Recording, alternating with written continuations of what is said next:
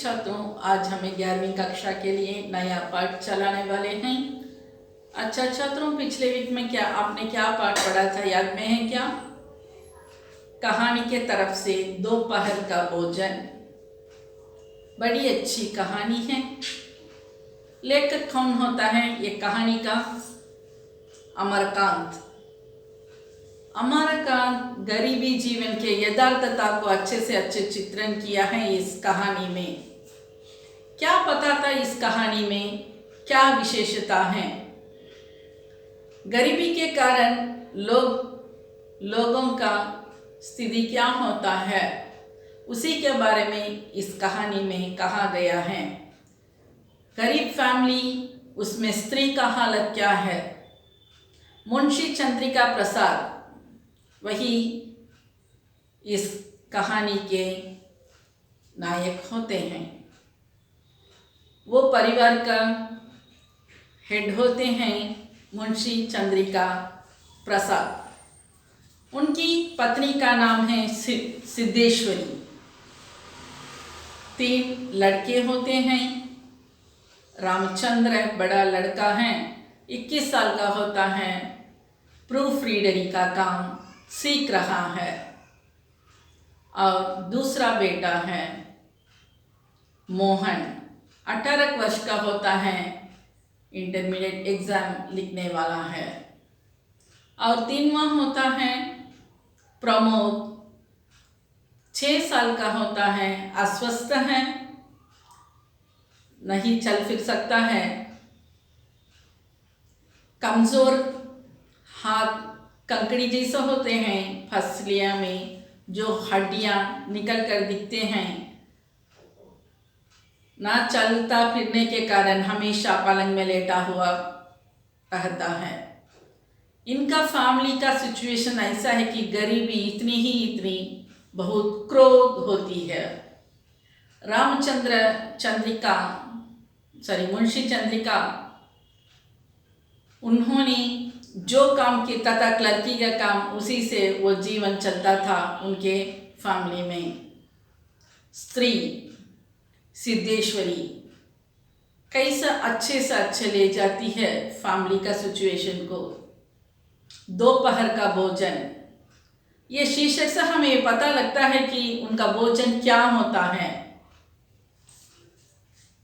तब भी कहते हैं तो सवेरे का भोजन हल्का होना है और रात का भोजन हल्का होना है, दोपहर का भोजन जबरदस्त होना है। लेकिन दोपहर का भोजन तो इतना मुश्किल है उनको खाने के लिए। क्या मिलता है, जो कुछ उन्होंने प्रिपेयर करते हैं दोपहर का भोजन और सबको परोसती है अपने परिवार के लोगों को, अंत में उसे क्या मिलता है? चबाने की शक्ति नहीं होती है। चबाने ना होने के कारण लड़के 2-2 रोटी से ही बस चले जाते हैं, लेकिन सिर्फ वहीं पर 6-7 रोटी ही रहती है। सब लोग 2-2 रोटियां खाने के बाद बाकी एक रोटी बचत होती है। सब लोग निकल जाने के बाद सिर्फ प्रमोद और सिद्धेश्वरी ही उस घर में रहते हैं। सिद्धेश्वरी अंत में जो बचा हुआ है वो सब्जी ये कटोरे में निकालती है। अंत में बची हुई ये जली हुई रोटी लेकर खाने बैठती है। तभी उसे याद आता है और एक बेटा है, उसे खाने के लिए भी कुछ देना है। तब वो रोटी को आधे से फाड़ती है, आधे अपने छोटे बेटे को रखकर बाकी आधी रोटी ही खाती है। तब भी एक टुकड़ा मुंह में रखती है तो इतने आंसू ऐसे ही बहते हैं, दुख ऊब कर आता है, निगल नहीं पाती है। गरीबी कैसी है, इसे हमें ये पता लगता है। अमरकांत ने इस कहानी में अच्छे से अच्छे उनका कंडीशन को हमें पता लगाया है। क्या कारण होता है? लड़के जन्मे होने से हमें सोचते हैं वो फैमिली बहुत अच्छा होगा, लेकिन अमरकांत की रचित दोपहर के भोजन में होने वाले 3 लड़कों होने पर भी उसके परिवार में गरीबी ही अंत तक रहता है। समझ में आया था क्या पिछले वीक का स्टोरी? अच्छा चलो छात्रों, हम इस वीक में कविता की तरफ देखने वाले हैं। कविता का शीर्षक है पता नहीं। पता नहीं मतलब क्या है? पता नहीं, लापता है। आथर होते हैं गजानन माधव मुक्तिबोध। आथर का नाम क्या है? गजानन माधव मुक्तिबोध। उनका जन्म हुआ था 1917 में। मुक्तिबोध का जन्म 1917 ग्वालियर शेरपुर कस्बे में हुआ था, जहां 100 साल पहले उनके पूर्वज आ बसे थे। पूर्वज का मतलब क्या है? उनके एंसेस्टर्स। पिता पुलिस के सब इंस्पेक्टर थे, जिनकी बार बार बदली होने के कारण मुक्तिबोध की पढ़ाई का क्रम टूटता जुड़ता था। सन 1953 में उन्होंने नागपुर विश्वविद्यालय में बीए करने के बाद राजनाथ गांव में मध्य प्रदेश के डिग्री कॉलेज में अध्ययन कार्य आरंभ किया और जीवन पर्यंत वहीं रहे। वे शिक्षक, पत्रकार तथा पुनः शिक्षक हुए तथा सरकारी की नौकरी करते और छोड़ते थे। मुक्तिबोध का जीवन संघर्षों और विरोधों के बीच में बीता। उन्होंने विविध दार्शनिक विचारधाराओं का गंभीर अध्ययन किया। उनकी प्रतिभा का सर्वप्रथम परिचय उस समय हुआ तब अंगई द्वारा संपादित तार सप्तक में उनकी रचनाएं प्रकाशित हुई। मुक्तिबोध की कविताओं के संग्रह चांद का मुंह टेढ़ा है और बूरी बूरी खाकदूल इसके नाम से प्रकाशित हुए हैं। इसके अतिरिक्त 2 कहानी संग्रह विपात्र नामक एक उपन्यास, कामयानी एक पुनर्विचार तथा एक साहित्य की डायरी आदि उनकी अन्य महत्वपूर्ण कृतियां हैं। मुक्तिबोध का संपूर्ण साहित्य मुक्तिबोध रचनावली नाम से 6 खंडों में प्रकाशित है। जो ये पोयम दिया गया है उसमें से ही दिया गया है। जो वर्तमान संशत और असंतुष्ट व्यक्ति जिजीविषा की खोज की अकद कहानी है। असंतुष्ट व्यक्ति क्या खोजता है? जितना होने पर भी दिल में कोई शून्य होता है। हमें किसी ना किसी विषय को खोजते ही रहते हैं। पता नहीं क्या विषय पर, किस विषय पर हमें खोज रहे हैं। क्या हमें टटोलते हैं, किसे हमें सर्च करते हैं। लापता है, दिल शून्य है, रहने पर भी कुछ ना कुछ हमें चाहिए। वो चाहत क्या है? चाहत कुछ ना कुछ है, लेकिन कवि का कहना है कि पता नहीं। वही शीर्षक होता है पता नहीं। ये कविता में कुछ ना कुछ खोजते हैं, लेकिन पता नहीं। यही आंसर होता है कवि मुक्तिबोध का। चलो अब हमें कविता के तरफ देखेंगे। पता नहीं कब, कौन, कहाँ, किस ओर मिले, किस सांझ मिले, किस सुबह मिले, वह राह जिंदगी की जिससे जिस जगह मिले। है ठीक वही अहाते महंदी के, जिनके भीतर है कोई घर, बाहर प्रसन्न पीली कनेर। पता नहीं शीर्षक है पता नहीं। क्या टटोलते हैं, क्या सर्च करते हैं, उसे भी पता नहीं है। कवि ऐसा ही शुरू करते हैं कविता को। पता नहीं कब, कहाँ, कौर और किससे। किस सांझ मिले, सांझ मतलब शाम, किस शाम को मिले, कहाँ पर मिले, सुबह में मिले, वह राह जिंदगी जिस जिस राह जगह में मिले। कहीं पर मिले थे, कौन से जगह पर मिले थे, किस स्थान पर मिले थे, कब मिले थे पता नहीं। है ठीक वही वही अहाते महंदी के, जिनके भीतर है कोई घर, बाहर प्रसन्न पीली कनेर। पीली कनेर एक प्रकार का फूल होता है। कवि का कहना है कि पता नहीं कुछ ना कुछ वे क्या करते हैं, खोजते हैं, टटोलते हैं। बरकत ऊंचा जमीन गीली, बरकत पेड़ पता है, बैनियन ट्री कहते हैं उसे। बरकत ऊंचा जमीन गीली, मन जिन्हें देखकर कल्पना करेगा जाने क्या। तब बैठे ये गंभीर वृक्ष के तले, टटोलो मन जिससे जिस छोर मिले। कुछ चला है, कुछ ना कुछ कहे हैं, कुछ ना कुछ किसी से कौन मिले हैं, उसी के बारे में वो टटोलते हैं। कहते हैं बरकत के ऊंचे पेड़, उसके नीचे होने वाला गीली जमीन, और मन जिन्हें देखकर कल्पना करेंगे जाने क्या। कल्पना करेंगे मतलब जो कुछ हमें, जो बाल्यावस्था में चला था, जैसा बचपन में चला था, जब हमें स्कूल लाइफ में चला था, कॉलेज लाइफ में चला था, तब हमें क्या करते हैं, उसके बारे में हमें सोचते हैं, कल्पना करते हैं। तब बैठे गंभीर वृक्ष के तले।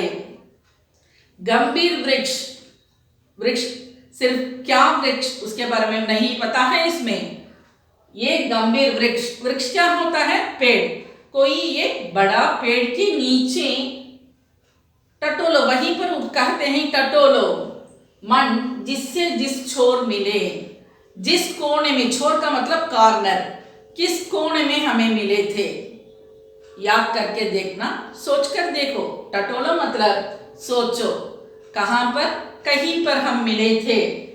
कर अपने अपने तप्त अनुभवों की तुलना, घुलना मिलना। जो अपना एक्सपीरियंस हुआ था, जो हमारा ड्रीम्स था, जो हमें पढ़ते समय, चलते समय, खेलते समय चला था, अनुभवों, उस एक्सपीरियंस को, अनुभवों की तुलना, तो उसे हमें सोचो, याद करो। जिस स्थान पर हमें मिलते थे, जिस स्थान पर हमें मिटते थे।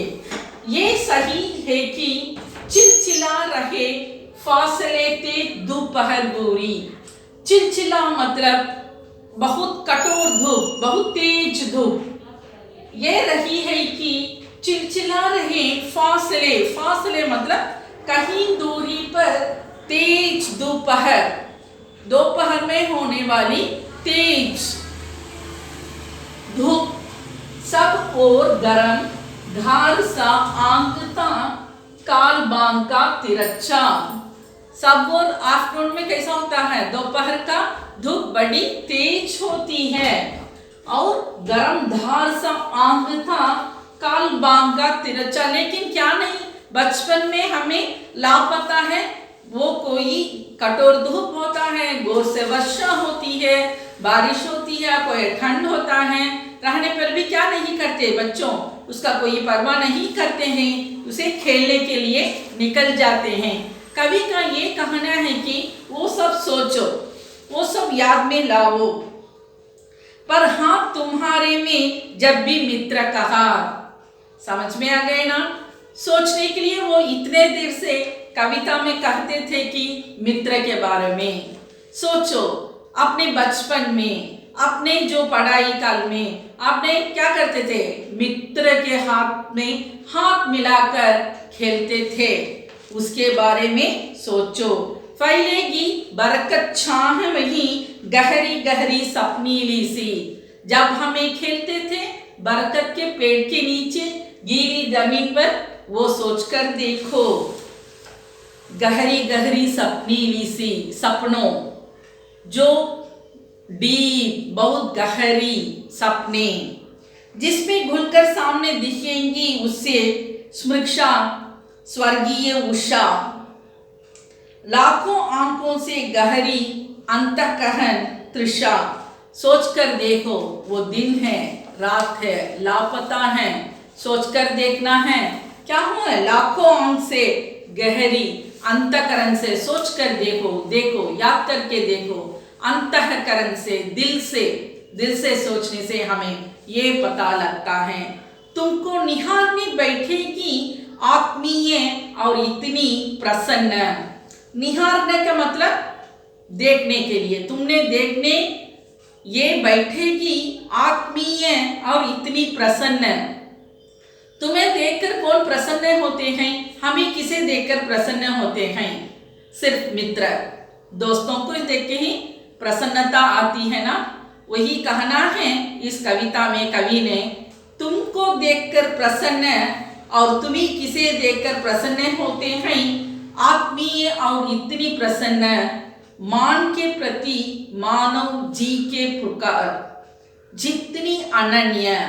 मान के प्रति मानव के जी के पुकार, जी से कौन पुकारते हैं मानव में? यहीं पर सिर्फ दोस्त, सिर्फ मित्र ही जो जान देते हैं, जो कुछ करने तैयार हो जाते हैं। इसके लिए कहना यह है कि कवि का जी का पुकार मतलब दिल से पुकारते हैं, जितनी अनन्य,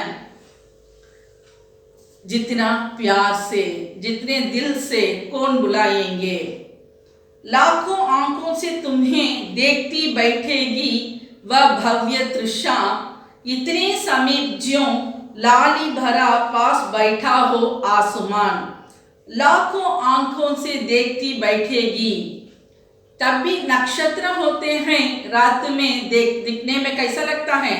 लाखों आंखों जैसा दिखता है वह भव्य तृषा, इतने समीप, इतने नजदीक में, जो लाली भरा पास बैठा हो आसमान। आंचल फैले, आसमान लाल रंग का आसमान तो इतना समीप होता है, हाथ पसार कर बैठा है, अपने आंचल फैले, अपनेपन की प्रकाश वर्ष रे में रुधिर स्नात हंसता समुद्र। अपनेपन की प्रकाश वर्ष में सांझ के समय, शाम के समय देखने में आसमान किस रंग में दिखाई देता है? लाल रंग। वही कहते हैं कि लाली भरा बैठा हो आसमान, तो उसका रिफ्लेक्शन ऐसा सागर में दिखता है। इससे सागर कैसा दिखता है कि रुधिर जैसा, रुधिर स्नात हंसता समुद्र मतलब रुधिर है, रक्त, रक्त खून। वो लाल रंग के शाम के समय में होने वाला आसमान का लाल रंग समुद्र में वो रिफ्लेक्ट होके सारा समुद्र ऐसा दिखता है कि समुद्र का पानी पूरा रुधिर हो, रक्त हो, अपनी गंभीरता के विरुद्ध चंचल होगा। मुख है की मात्र आंखों हैं वे आलोक भरी। मुख का मतलब क्या है? चेहरा को कहते हैं। मुख है मात्र आंखें हैं वे आलोक भरी। मुख में होने वाले आंखों मतलब हमें आंखों को कहते हैं, वो हैप्पीनेस से, खुशी से, आनंद पूर्वक से भरे हुए हैं, जो सतत तुम्हारी दाह लिए हुए गहरी, इतनी गहरी, इतनी गहरी गहरी होती है, बहुत डीप से होता है। तब सिर्फ अपने मित्रों की आंख यानी अपने आंख में इतना गहरापन दिखता है कि आपने क्या ढूंढते हैं अपने मित्रों को। वो गहरापन, वो प्यार का गहरापन अपने आंखों में भी दिखाई देता है कि तुम्हारी दाहों में अजीब हलचल, मानो अनजाने रत्नों की अनपहचानी सी चोरी में घर लिए गए, निज में बसने कस लिए गए, तब तुम्हें लगेगा अकस्मात। घर लिए गए तब तुम्हें लगेगा अकस्मात, ले प्रतिभाओं के साथ फिल्मों का समूह है। कितना अच्छा ही होता है ये, देखो बहुत बहुत गहरा मीनिंग दिया गया है इस पोयम में। कवि ऐसा शुरू करते हैं कि पता नहीं और कविता के बीच में हमें ये पता लगता है कि कवि किसे ढूंढने के लिए कहते हैं। इसमें कहा गया है कि मित्रों के बारे में, ये बचपन का मित्र होता है या बाल्यावस्था का मित्र होता है, बुढ़ापे का मित्र होता है। कोई होने पर भी जो कुछ हमारे स्टोरीज होता है, जो कुछ हमारे वरीज होता है, दुख होता है, सिर्फ हमें अपने मित्रों से ही हमें बांट लेते हैं, तभी हमारा दिल हल्का हो जाता है। कवि का ये कहना है कि मित्र ही सब कुछ होता है, सर्वस्व होते हैं। ऐसे मित्र जब स्टेज वेस्टेज में होने वाले मित्रता, तो उसे ढूंढो। जब हमें बचपन में कहाँ खेलते थे, क्या करते थे, उसके अनुसार, बाल्यावस्था के अनुसार और बुढ़ापे के अनुसार अपने मित्रों को ढूंढो। मित्र से ही सब कुछ होता है, उनके आंख में सच्ची मित्रता दिखाई देती है। कवि ने इस कविता द्वारा अच्छे मित्रता के बारे में भी कहते हैं। समझ में आता है कि छात्रों, ये कविता तो ध्यान से पढ़ लेना, एक एक लाइन अपने पढ़ने से भी इसका मीनिंग बहुत अच्छे से ही आपको पता लगेगा। बहुत इजी से है, कोई भी इसमें हार्ड वर्ड्स नहीं होते हैं, इसमें कोई हमें मीनिंग बोलने का आवश्य नहीं है। ध्यान से पढ़ लेना, जो कवि परिचय होता है उसे भी ध्यान से पढ़ लेना छात्रों। समझ में आता है? धन्यवाद।